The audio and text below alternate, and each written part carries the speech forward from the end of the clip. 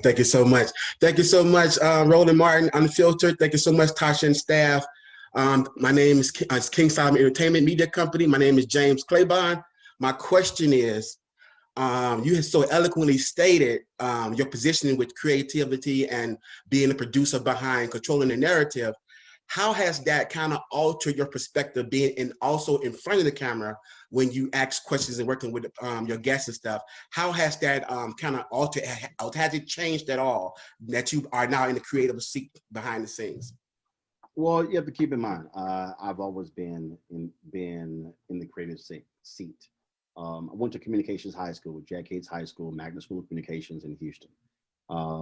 And we could not go into our TV studio in the first semester of my sophomore year. Then we were allowed into the studio our second semester. Walked in and all the students rushed to the set. Mary Waits was a teacher. I turned to her and I said, where does the person sit and tells them what to do? They sit over there in the control room. I said, I'll be in the control room.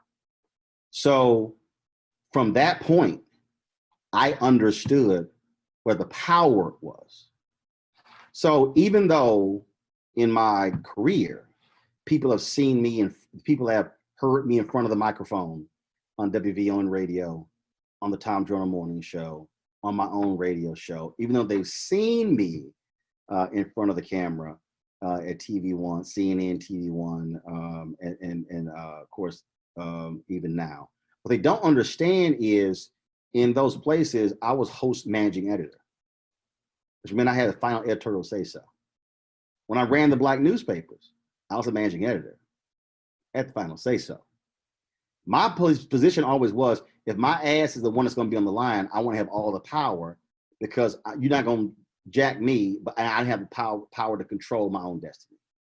So the issue for me has never been, ooh, I'm the guy up front. No. I never desired to be in front. I understood though that, okay, I got to be in front, but here's the deal. I'm not going to be in front unless I have this power. Antoine Fisher, people don't realize Denzel Washington directed Antoine Fisher. Denzel did not want to be in the movie Antoine Fisher. The studio said to green light this movie, you got to act in it too, because they wanted to guarantee that it made money. Denzel said fine, but he directed the film. So when you understand that, so I understand that I got to be out front. I don't want to be out front. That people may be totally blown away by that. That was never my desire because I always said, no, I want to be in control of the product. And so if this was the means in which I am in control of the product, fine, I'll do it. But that was always the deal. And so I understand that. I understand the shaping of a narrative. I understand when you put someone out, how you can elevate them, how you can build them up, you can take them down as well. And so that was always understood. But people need to realize, since I was in the 10th grade, since I was 16 years old, 15, 16 years old, I understood power. And nothing changes. What did Frederick Douglass say? Power concedes nothing without a demand. The reality is this. When TV One canceled News One Now, I said, people were like, oh man, but you have to go back to CNN, you have to go to MSNBC. And this is exactly what I said, and it's no disrespect to anybody. I was not going to be asking a 32-year-old white producer, can I go cover Black people? This actually happened. And I need people to understand this when I'm talking about when you have a platform and power. When I was at CNN, Winnie Mandela came to the United States. She came to Birmingham. They tried to get a bunch of people to go down and interview her. They couldn't. So they asked me, can you go down to Birmingham, Alabama, and interview Winnie Mandela? Hell yeah, I love to interview Winnie Mandela. Fly down, interview with her. I think we had about 20 minutes. So I come back to Chicago and they call me and they say, hey, we saw the interview. Why didn't you ask her this? I said, why in the hell y'all didn't interview? I said, I asked her what I wanted to ask her.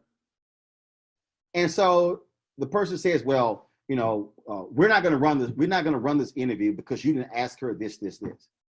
I said, fine. I went to the president of CNN, John Klein, and I said, John, they're not going to run the interview, so give me, I want you to give me the, I want the copy of the tape.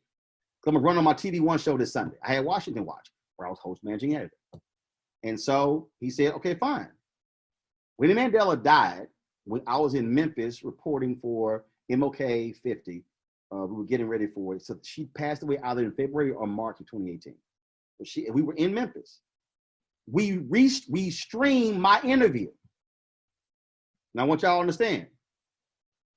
If I did not, so they were not going to run it. I demanded the tape, got it, and ran it on my show. If I did not control the show, I didn't own it. I was host managing editor. But if I didn't, if I did not have a show on a Black platform like Washington Watch, if I did not control it as host managing editor, the interview that I did with Winnie Mandela would have never been seen and would be sitting on a shelf at CNN, never to be aired ever. I now get to go, we're going to do a 3-hour tribute to Chadwick Boseman. And I don't have to ask anybody's permission. We're going to sit down and do a 1-hour interview with Spike Lee. I'm going to interview every cast member of the Five Bloods. And then, you know what? We're just going to run them all back to back on the platform. That's the difference. And so you understand how you can help boost and shape somebody else. Yeah. So in regards to the flip side of the social injustices that's been happening, so it comes full circle because you get to cover same thing. You get to cover everything. And no. Actually, no. It goes even deeper than that. It goes deep beyond that. Yeah. Tamika Mallory calls me at midnight. She's in Louisville, Kentucky, and she says, "Hey, Roland, we're going to be protesting tomorrow, doing a sit-in on the lawn of the Kentucky Attorney General. Can you stream it?" I said, yes. Do y'all have somebody in Louisville who has this equipment? She says, yes. I said, fine. Get them in contact with my digital guy. No, this was a midnight phone call. The protest was the next day at 4 p.m. And I said, not a problem. What happened? If you go to my YouTube channel, you will see that we live streamed the protest in Louisville on my YouTube, Facebook, Periscope channel.